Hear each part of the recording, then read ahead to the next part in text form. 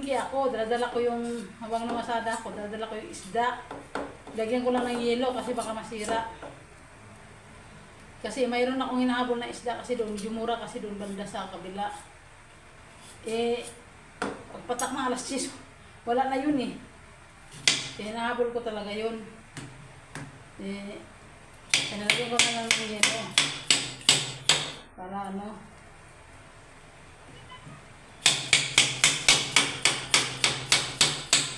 Tapos na guys. Hilaw na guys.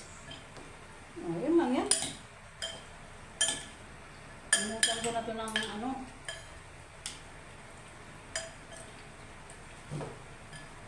Sabi ito guys, tapos sili guys. Lap, the best. Ay, may ano pala. Lagyan ko na rin ng kamatis.